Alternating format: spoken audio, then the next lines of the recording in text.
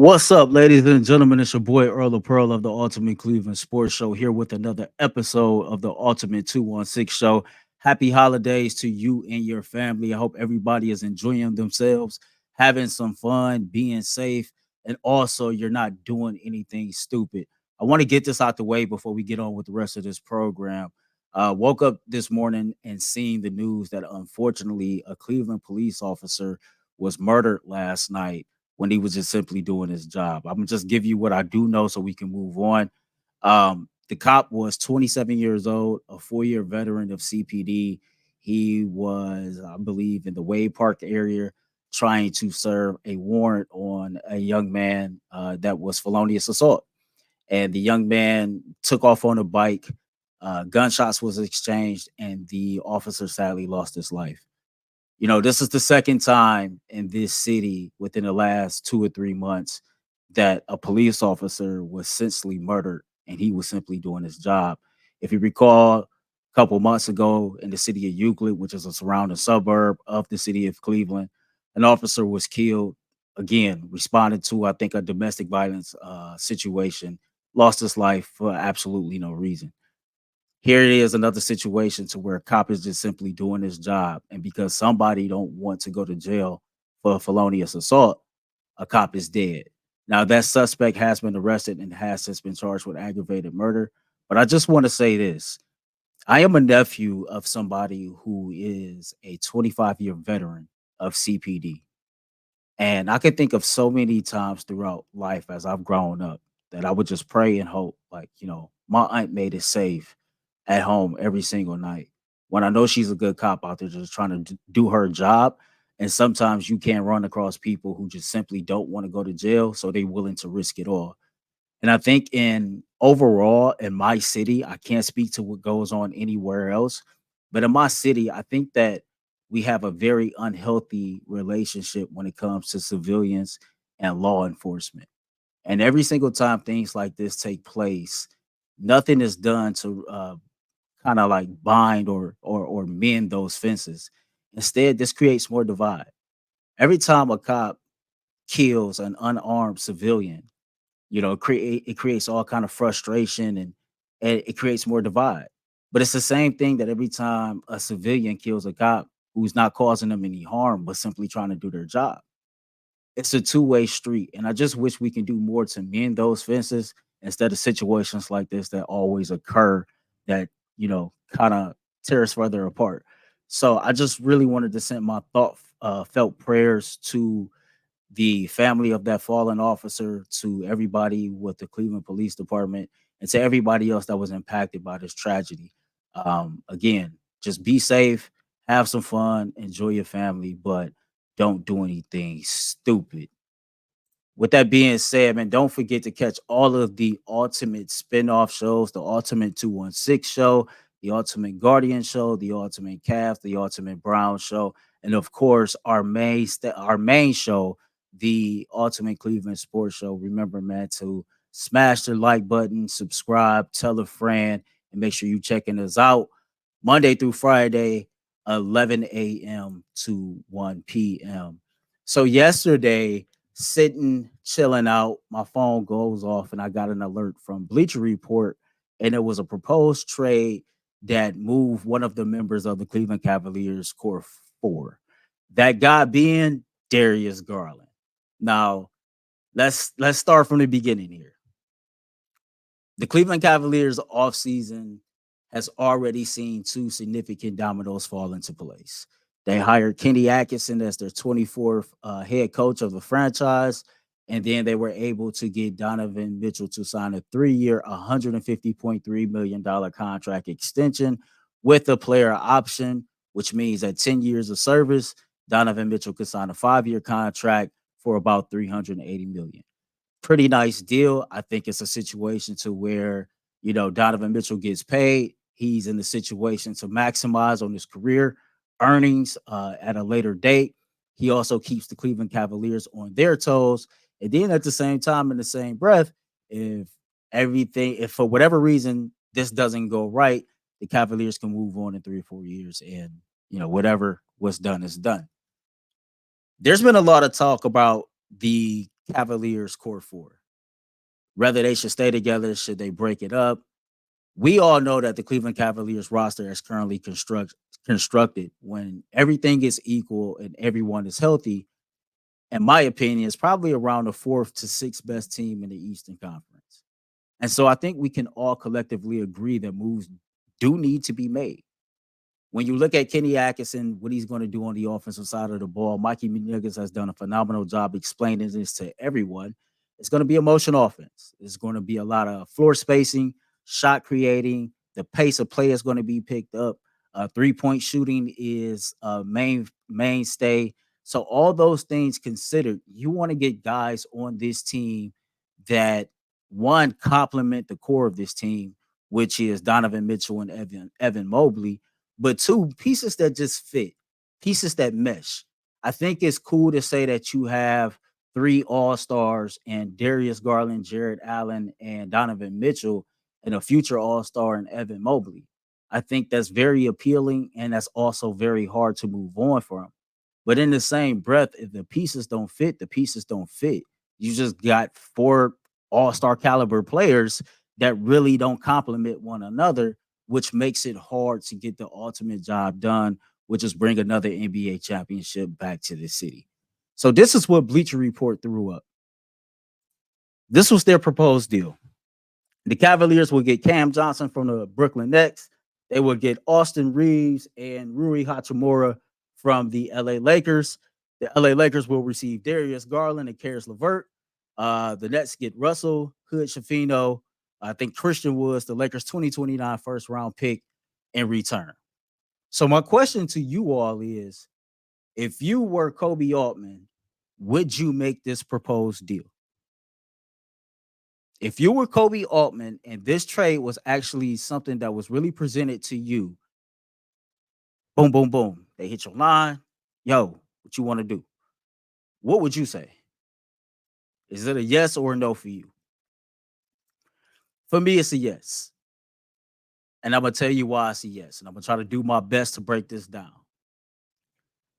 I asked Mike McNuggets a couple weeks ago, what was his thoughts on Cam Johnson? And he told me that he thought that Cam Johnson was the ideal fit and would complement what the Cleveland Cavaliers currently have on their roster perfectly. Cam is 6'7", 6'6", 6'7", 6'8", depending on how he measures with shoes on and off. A guy that can shoot the three-pointer, a wing player, athletic. He has dealt with some injuries throughout his career, but he fits the mold of what Kenny Atkinson is trying to do. He's a guy that can space the floor. He's a guy that can create a shot, and he's a guy that can knock down three-pointers.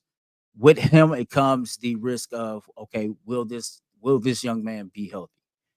And I think that when you look at that, I think it's very appealing to be able to bring a guy like that in. And then when you consider a guy like Rui Hachimura, he's 6'8", 230 pounds. And last year he shot 42% from three-point range. He averaged 13.6 points a game. I think that's appealing too. You know, when I see this young man play, I really, really like his game. You get a guy that can also knock down some outside shots and Austin Reaves. Now, to some, on face value, some people might not. Some people might look at this and say, okay, that is not nearly enough for a guy who is a former All-Star, for a guy that you know can go out there and drop you 50 when he's healthy and he's feeling himself, which means his confidence is through the roof. That guy being Darius Garland. But again, I go back to the commitment from Donovan Mitchell should really steamroll this train ahead, as far as let me do everything I can to make sure that I'm building this team correctly around Donovan Mitchell and Evan Mobley. And if we can see it with a blind eye, regardless of what the numbers say, because some people might tell you numbers don't lie. I tell you, like, numbers can be blind sometimes. If you get a guy in here or some pieces in here that complement what you know the core of your team are, then I think you're doing yourself some favors and improving your roster and giving you a better opportunity to compete and match up with some of the top teams in the Eastern Conference. I think that when we look at this Cleveland Cavaliers team, we know who the stars are. We know who the star player is. We believe, we have a potential star in Evan Mobley. And then you have some guys that are, role players and guys that are supporting cast members. It's no different from when you putting together a cast for a movie. Not everybody can be the star. And I think in the NBA, as fans, myself included, sometimes we have a higher expectation for players that, quite honestly, we shouldn't. We know who the star is, we know who the future star can be, but you also have to identify the role players. And if you can identify guys that fit a certain role and those guys can be consistent contributors in said role, then that's the thing that really matters, right? That's the thing that matters towards pushing you towards winning the NBA championship. Not the fact that you have a quote unquote core four or you have four guys that's on your roster that are NBA all-star caliber players. I think that it has to be looked at a little bit deeper than that. You have to build this team out accordingly to be able to match up with the top teams in the Eastern Conference when everybody is healthy. I think that's a big deal. And I think that if this hypothetical trade was presented to the Cleveland Cavaliers, if I'm Kobe Altman, I'm gonna take some serious consideration on pulling the plug and making that deal happen. Again, you get back a guy that's 6'8", he's young, he's athletic, he can shoot himself, he can play on both sides of the court.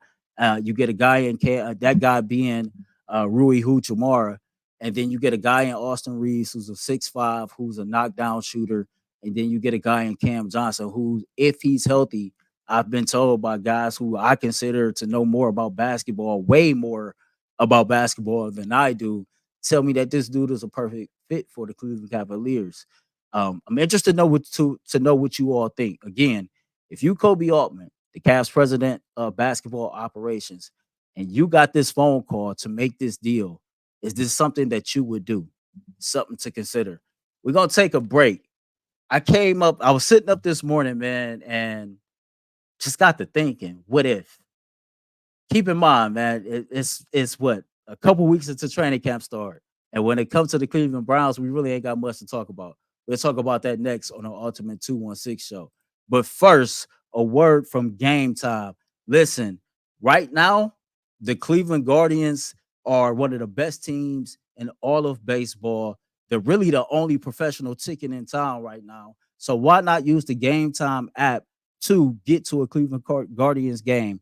If it's a last minute situation, you just getting off work, you can save up to 60% off buying last minutes for sports, concerts, comedy, theater, and more. All you have to do is download the Game Time app, create an account, and use code Locked On NFL for $20 off your first purchase. Again, download the Game Time app and get yourself to a Cleveland Guardians game right now. All right. By the time we get to the 24th of July, 20 days from today, every member of the Cleveland Browns will be together getting ready for training camp, which gets every single football fan excited. You know that football is right around the corner and you're going to have it until the beginning of February. And we all know that when football season is here, it is a wonderful time. We also know that this is the off season. This is the time to where content creators, media members, such as myself and others, we come up with these crazy ass hypothetical what if situations that 10 times out of 10 will never ever happen. But it's 20 days before we get to the start of training camp, and I wanted to have a little fun with a what if situation that I came up with early this morning. We all know as of right now today, Amari Cooper and the Cleveland Browns have not agreed on a new contract. We know that Amari Cooper wants to get paid. We all know that he held out during mandatory minicamp. And as of right now, he probably won't be there for the start of training camp. This is Amari Cooper's numbers from last season compared to his career. Last year, he caught 72 passes for 1,250 yards, 5 touchdowns with an average of 17.4. Y'all see the numbers for his career. Amari has been nothing but an absolute baller since he stepped on an NFL playing field. I've been thinking about a couple things surrounding this situation. And it really goes back to something that I heard Andrew Berry say during one of his media rounds. And he talks about to his approach to roster building for now and in the future. And he talks about he has this mindset of he approaches every single situation when it deals with a player on this roster as worst case scenario. And I think that the Amari Cooper situation is a perfect time to, kind of look at this as worst case scenario. The worst case scenario is that you're not able to reach uh, a new deal with Amari Cooper, and then you have to move on, and you got to have a contingency plan. That's the worst case scenario. That's a scenario that none of us want. That's a scenario that would make all of us pissed off if we're being totally honest. And I think that's a scenario that we're not going to get to. Now, what I'm about to say probably won't happen this season, probably won't happen next year. Ideally to happen next year if it was, but overall probably won't happen at all. Sitting up this morning, I'm thinking about, Andrew Berry loves going to get wide receivers who have not fully reached their potential and seeing what he can get done with them in Cleveland with head coach Kevin Stefanski. He's going into his 5th year as the general manager of this football team. We've seen on 3 occasions Andrew Berry trade for a wide receiver. Amari Cooper, we know that worked. Elijah Moore and Jerry Jeudy, the book is still out on. He traded for Jerry Jeudy and gave him a brand new deal. Elijah Moore is entering the last year of his contract. Clearly, he's going to go out there and have to prove it before the Browns hand him a new deal. And I got to thinking about the Green Bay Packers. How this Green Bay Packers squad has this trio of young, talented wide receivers to surround their young quarterback with and Jordan Love. And they also have a pass catching tight end, I believe Luke Musgrave, who came on the scene last year and seems to gonna be able to make some more noise this year. Then they also went out and they signed Josh Jacobs, the former Las Vegas Raiders running back, who has been damn good throughout his career. He's not the most explosive pass catching back, but he can get the job done. And so they have a lot of guys that they can look to and get production from. And then they also have a young wide receiver. Let me get his name right now. His name is Bo Melton. Bo Melton didn't get much playing time last year, but a game that stood out to me, it happened on New Year's Eve, where he caught 6 of 9 targets for 105 yards and a touchdown. So they are deep, in my opinion, at that position. And again, this probably won't happen, but I'm banking on one, this is just a what if, and two, Andrew Berry is used to fleecing other teams to getting whatever the hell he wants. Even if it doesn't make sense for that team to do it, he just finds a way of convincing people to give them pretty good football players for next to nothing. And hopefully this could be another situation to where he can do that. What if the Cleveland Browns called the Green Bay Packers to try to get this guy, Christian Watson? Now, look at his numbers from last year. I think Christian played in 9 games last year. 28 receptions, 422 yards, 5 touchdowns, 15.1. Over his 2-year career, he's collected 119 receptions for a little bit over 1,000 yards, 12 total touchdowns, averaging 15 yards per reception. This is why this is the guy I chose. Christian Watson has 2 years left on his contract at 25 years old. He has this season and a 2025 season.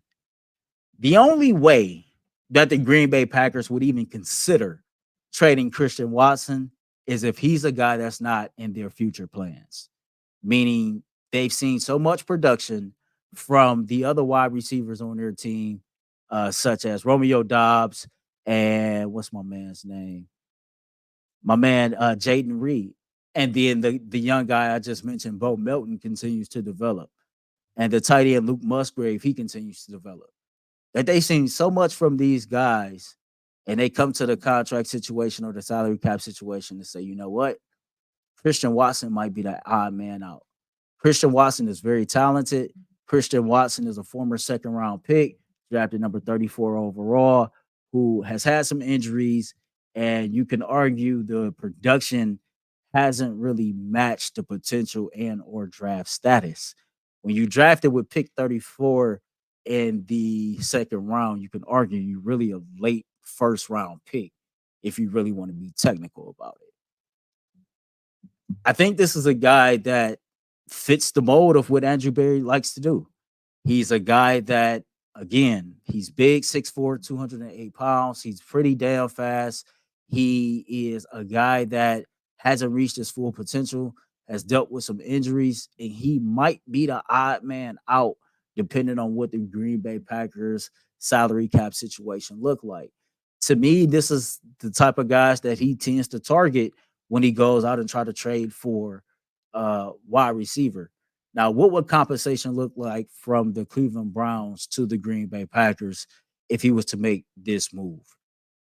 Just throwing things out there, maybe a lineman and a mid-round pick. Who knows? The reason why I say that, I've seen Andrew Berry draft offensive linemen the last few drafts, in my opinion, preparing them to be rotational players and or starters by the time we get to 2025. You think of Zach Zinter out of Michigan who was drafted this past year. You think of a guy like Luke Whippler, who's shown he can play multiple positions amongst the offensive line, who was drafted a year ago.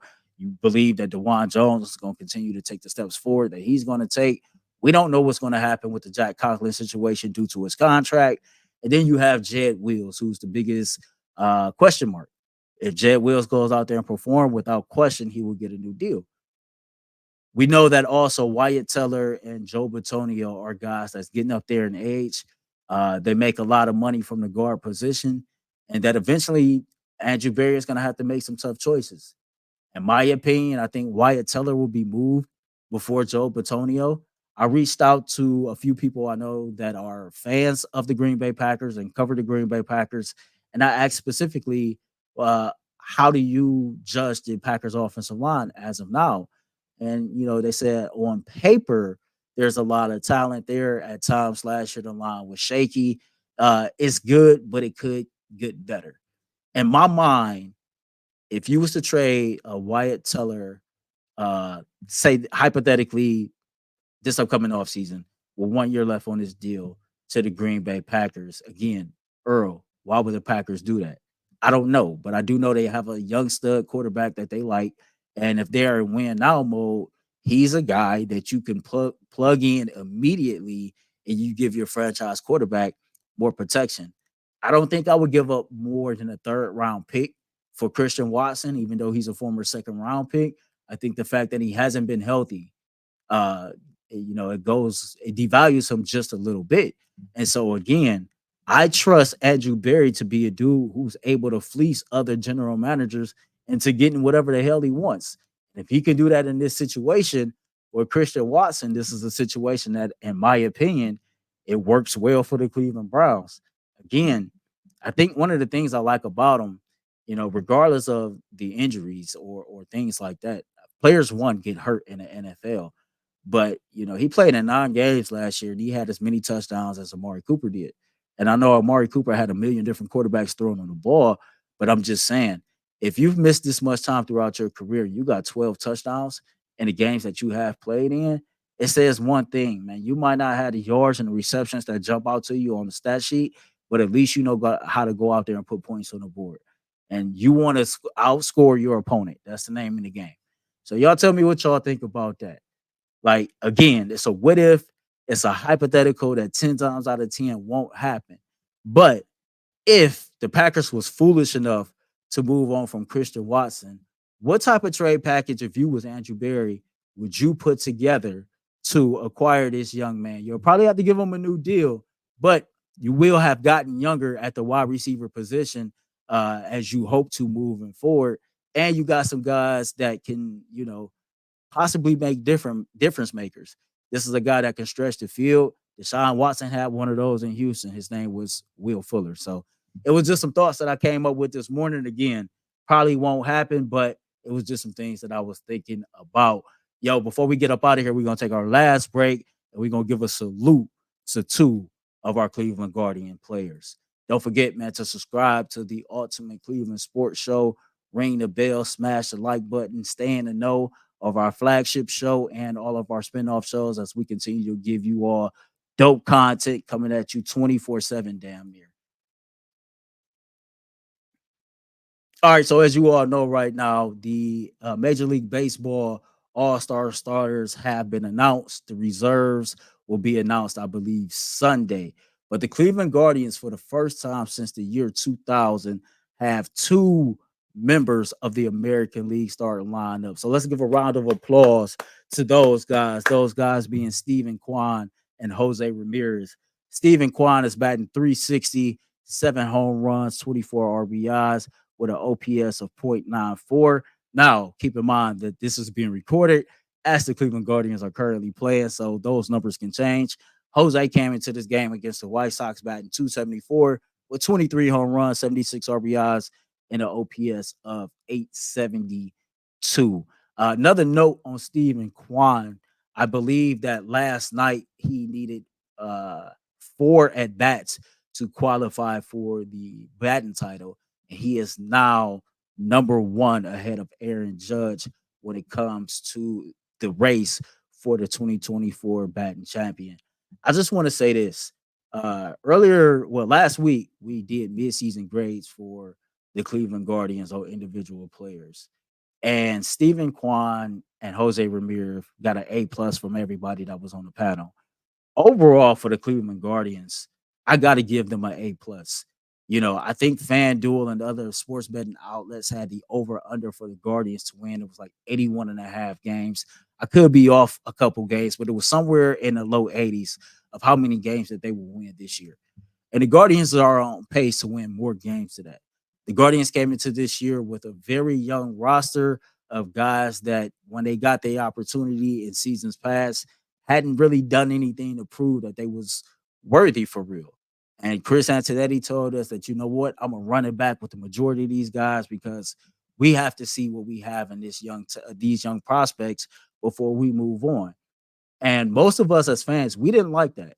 And then you go hire a rookie manager in Stephen Vogt. And when you could look at everything that I just said and you put all of that in a pot, I don't think nobody would believe that the Cleveland Guardians will be in the position that they're in right now with the lead that they have in the AL Central, with them being one of the two or top 3 teams of all of Major League Baseball throughout the first part of the year. Keep in mind, we haven't even reached the All-Star break yet. And so overall, as a team, I got to give the Guardians an A+ for how they've played in the first half of this season. You know, David Fry played outside of his mind for the better part of the first half of this year. He's starting to come down to earth a little bit, but you know what? If he ended the season right now with the stats that he have, that's a season that nobody that's an expert would have projected for him. And so you got to be proud of him. You got to be proud that Stephen Vogt is getting the most out of guys that you really didn't expect to get much contribution from this season. Stephen Vogt has done wonders with this team, y'all. Like the confidence that they play with, the level of energy that they play with, they feed off of him. The attitude is a reflection of leadership.